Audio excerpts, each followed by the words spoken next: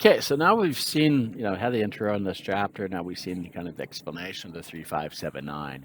And I'm going to kind of go back and say, how would I do this? Um, I mean, I've applied this thing for more than 30 years in a lot of companies. This is not like, but I've done different variations of this. I didn't think about it as a kind of this approach in the beginning, but it kind of evolved into this because of all the experience of having done 10 flavors of an evaluation. I have tried it and it just takes too long. People, I've done a lot of things even when I was working for Elda and doing, I would tell people to take 10 minutes to fill it out. It did take 10 minutes to fill out the survey, but that's too long. It's too long. When you got up to 10, it's just not good survey stuff. It's not, and survey stuff is evaluation, right? Survey is evaluation. So it's the same thing.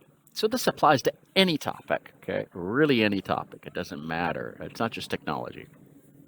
But the problem with our evaluations is that they're always too long. There are too many questions, there are too many categories, too many questions, the categories, and too many assessment values to assess on. It just makes it way too long for people to do it. And then they just feel like, I don't want to ever take this again, right? But you want to make it so it's easy for them to take it. Easy. Figure out the bad stuff. Figure out the bad stuff. Figure out the bad stuff. Get rid of the bad stuff. The bug fixes the bad stuff. And then want to focus on how much good it is when you finally get to that, when you finally get it. And that's okay. It's okay to have. So what do I do is I'm doing something. Early stages, use threes. Use the three approach a lot to just get the bad out. Okay, right? I said. Then when you finally start getting stuff where you've got all the bad kind of figured out, then put a shit up to like a 5 level. Okay. Because you're only given two choices good, two choices bad, and the maybe, right? And depending on how many bads you're getting there, if you're not getting too many bads, it means it's time to start going bigger to the higher number, right? And then go to 7 and 9 when you're finally getting finalized down to you know that you're not getting really bad stuff anymore, or bad, you just don't need bad stuff. Then start giving the 9 approach, right? Where you're really trying to evaluate how is it good? Is it really good? Is it great or is it really great, right? Or is it? And because you already know you don't have any bad left, but you still got to give 9 choices. You're going to have good, really good, great, really great. And you're going to have bad, really bad, ugly and really ugly, right? And you're going to have a middle ground. But you're not going to have any more bads anymore. You might have some bads at the advanced stages, but it doesn't matter. They're going to say just bad. They're going to say ugly, right? They're going to make a quick choice because you don't really have any bads left. What you really want to focus on, what you really want to get the information when you're putting in 9 levels of evaluation points in, kind of the values, the criteria value or the assessment, values of whatever here, is how good it is. Because that's where you really want to know if the customers really like it, right? But you don't want to do that in the beginning because there's way too many values to 9 or 10 values to really do it in the beginning session. So I would do 3, 3, 3, 3, 3, kind of that until you got the data. Then put a 5 in. And then depending on how it is, you start going, then go to 7 and a 9, okay? And do this in iterative sessions. The more that you keep the 3 levels down, they keep down to 3, the people will do it because they know it's fast, right? But once you start introducing 7 and 9, they know it's going to be a long survey to take, right? And this is not a question of kind of it's not arithmetic. It's kind of like just a basic multiplication factor. You can't say the fact that you get 3 times more questions takes 3 times longer. It takes way longer, okay? Because you got to think. The thing with the 3 version of good, bad, and ugly, or good, maybe and bad, or good, maybe and ugly, is that's only 3. You don't have to think very far, okay? Not very much.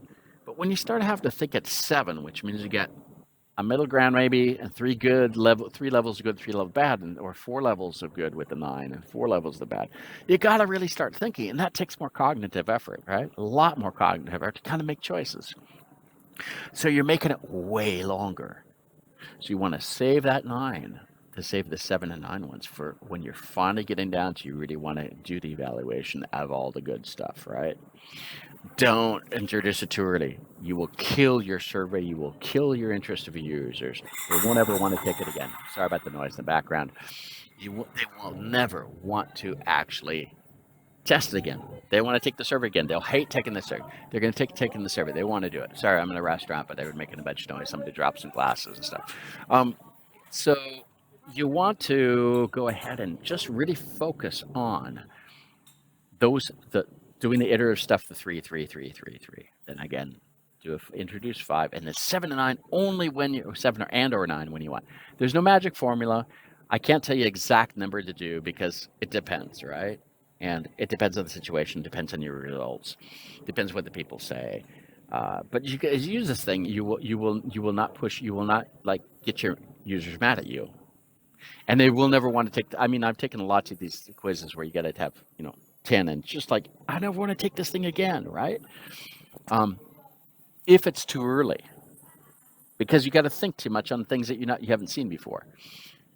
But once you've seen it, and then you're finally getting an evaluation of what has already been seen before, but now you're really kind of digging down. Then it's time then you can get those that put the 9 in. But don't burn out your people early on, your testers, especially if they're volunteers. If they're volunteers or freebie stuff, you don't want to do this. If people are paid, well, you can force them to do this, right? But don't do it. Don't do it. Just I've been there, done it too many times, and I just realized this is why I'm doing this video book, because I know that this works, because I've tried it out and found it just really did work when I finally used this approach, and I did it while other people are still doing the 10 question things. It's like it's totally obvious. The 10 questions is just it's too much for them. You don't want to figure out the details too early on, okay?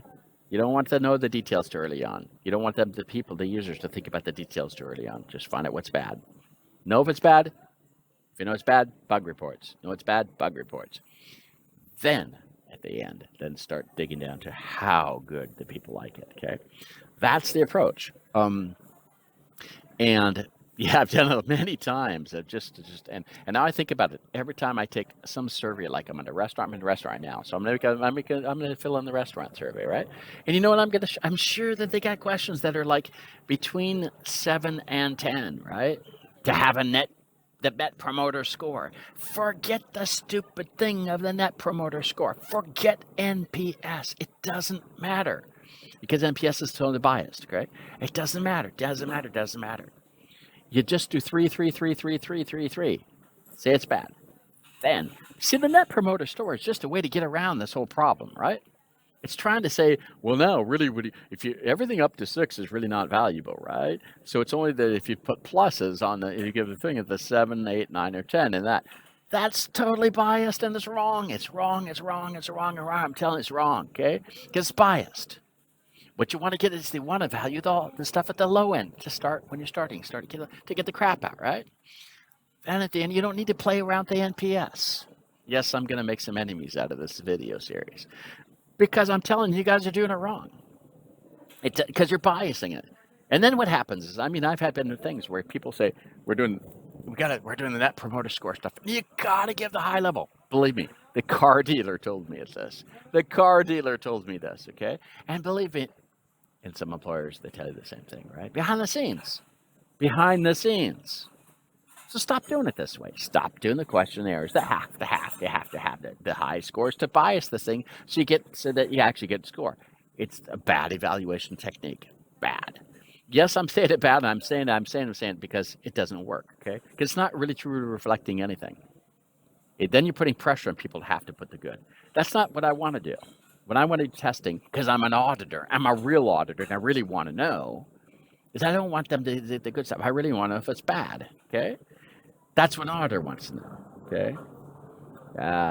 So that's a difference. See, I'm an auditor doing this rather than being just a manager wanting to have good results, right? Because I'm not a manager anymore, because I don't care about it, okay? I used to be a manager. Doesn't matter. Doesn't matter. What I want is the customer satisfaction. So I know what's bad. Then to know what's good in the end, and you finally get the good, and you know how good it is, okay? So that's my summary of why I'm doing the 3-5-7-9 approach. I'm going to call it 3-5-7 approach. I'll probably give another name in the future because it kind of sounds stupid, like geeky, but hey, whatever, it doesn't matter. But this is how you do it. So hopefully you enjoyed these chapters, and hopefully that you will be able to use them. And if you get any questions, reach out to me, and I'll answer them. And I'll probably make a video with the answer, right? Because it's faster to make these videos in a restaurant, right? So that means I can be eating and doing things, multitasking, right?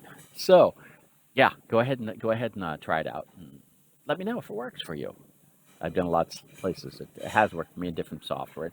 Actually, different things, actually in training and stuff.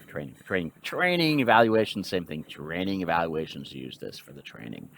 Your users will be happy with you because if they see a sheet, right, that they're going to fill out, and they see all these things with 10 answers per question, they're going to say, oh, I got to do this. What WTF, right? No. But they see a thing that has a bunch of, like, these 5 to 7 questions with 3, they're going to answer it, right? Because it's fast. Done. Okay? So always leave it, leave some open space for people to make free comments too. But if you just want to do it in a number-based system that way, hope that helps.